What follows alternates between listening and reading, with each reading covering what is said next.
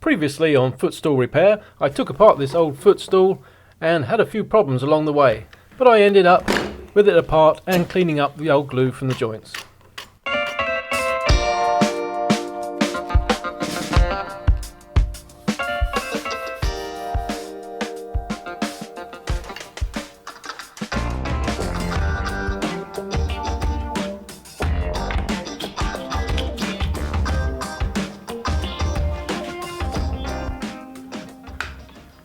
True to my word last time, I cleaned off all the old glue from the joints, scraping out from the mortises in order to get a good bond next time. And I also removed some flaking and finish. I'd noticed a failure at the top of this leg when I took the stool apart. And it's a nice clean break, so I just cleaned it out with some sandpaper and put some liquid hide glue in there and clamped it up. So with the footstool taken apart and the joints cleaned up, ready for re-gluing, I'm just going to take a bit of time to clean off the surface of all the parts, get rid of a few years of grime, and that'll allow me to see what sort of work I need to do to bring it back into a nice state.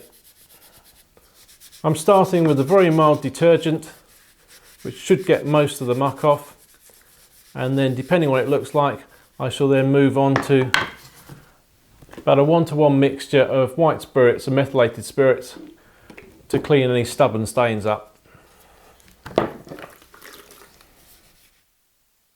Don't want the parts to soak up any moisture, so once I've cleaned them, I'll dry them off with some paper towels.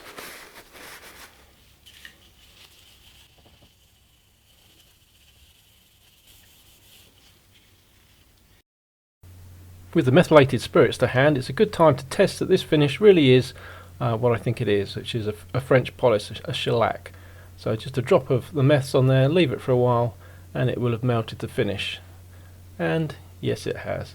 Now, in order to make my copy an authentic replica, I need to make the joinery the same as the original. And I'm going to do that by measuring up some of the parts. That might seem quite daunting to begin with, looking at how many parts there are, but I really only need to measure one of each, and even then not all of it. So for this end rail, for example, I need to measure its length, and then I need to measure one of the tenons on the end and the shape of that tenon. That tenon's the same on that end, and it's the same on all the other rails. So that done, I only take a long rail, just measure that length, and that completes all the measurements for the rails. And for the legs, well, the joinery just needs to match the tenons on the rails. So the mortises in there need to match the tenons on those rails, which I've already measured. So I don't really need to go about measuring that. There's a rebate for the seat, so I can measure that one. I can measure the basic head of the leg. And of course its length can come from the original photographs I took. To complement these drawings, a few more photographs are in order.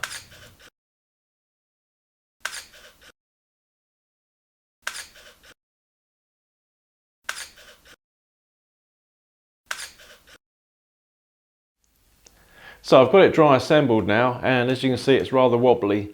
Probably 6 out of the 8 mortise and tenon joints are too sloppy, so I've got a few shims here that I'll glue onto the tenons and trim them for a much snugger fit. Also, you can see here that where I've had to remove the nails, it's left quite a mark. It's too deep as well just to veneer over, so I've got some beech to replace that, put a plug in there. When making veneer patches, it's common practice to break up the outline of the end grain so it matches, also it blends in better. I'm actually going to try this here with this big plug. It's going to be a bit difficult, and we'll see how we get on. Now, having tried it, I think I'd choose a different method in future. With the plug flushed off, it's time to try and match it in with the rest of the leg.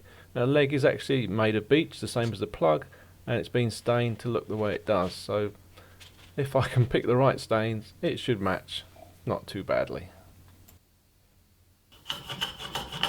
The shims that I glued to the tenons now need to be flushed off so that the tenons fit nicely in the mortises. As with building from scratch, these want to be a snug fit, but not so tight that when you've got glue on them, they won't go in.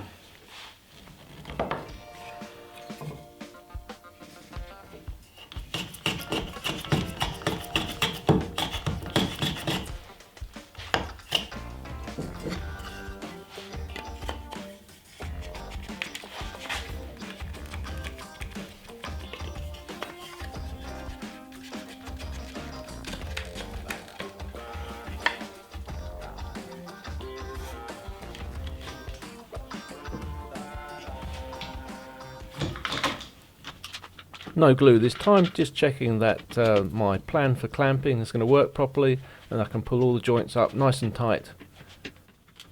And I'm also checking that I can glue all of it together in one go rather than as sub-assemblies.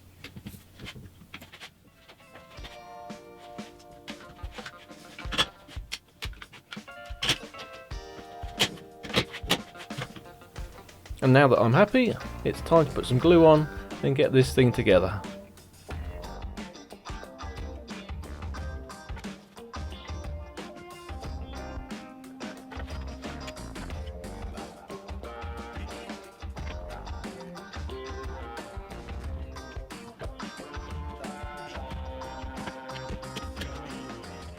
And that just goes to show that the secret of a stress-free glue up is to practice it first.